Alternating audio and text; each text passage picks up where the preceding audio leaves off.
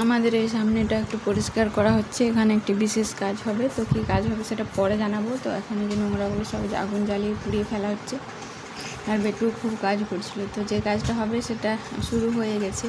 এই যে কল হবে আমাদের এখানে, তো কলের গাড়িটা এসেছে। আর এই যে মেশিন যন্ত্রপাতি সব নামাচ্ছে, এখানটায় ফিটিংস করা হবে।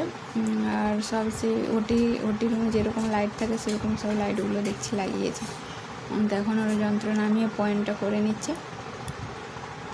তো প্রচুর এরা হিন্দি কথা বলছে, এরা বাংলা ভাষা বুঝতে পারছে না, ওই জন্য আমি কিছু জিজ্ঞাসা করতে পারছি না, কিছু বলতেও পারছি না।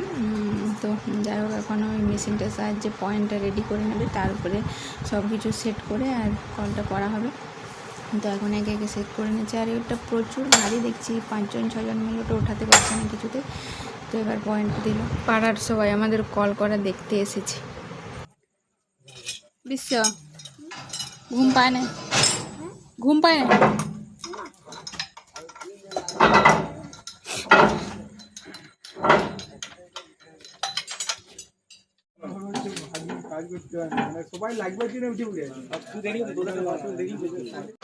फिटिंग्स हो रहा है।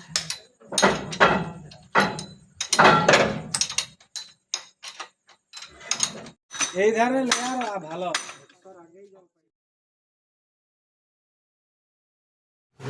ঠাকুর নমস্কার করে কাজটা শুরু করা যাক। তো আমার খুব টেনশন হচ্ছে, জানি না কতক্ষণে জল বেরোবে। তো যাই হোক, শুরু হোক।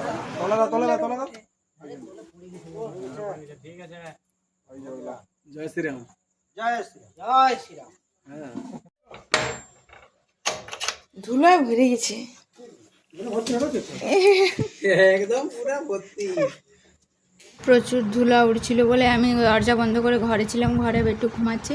তো এখন হাফ টাইম হয়েছে, তো আমরা বাইরে এসেছি, দেখছি ধুলো ভরে গেছে চারিদিক, 40 ফুট হয়েছে, এখনও জল বেরোনি। আর এইখানটায় তারপর আবার 20 ফুট করা হতে জল বেরিয়েছে এত পরিমাণে যে জল রাখা যাচ্ছে না। আর আমি আনন্দের আবেগের ভিডিও করতে পারিনি তখন, তো যে ছবি তোলা ছিল ওগুলো দিলাম।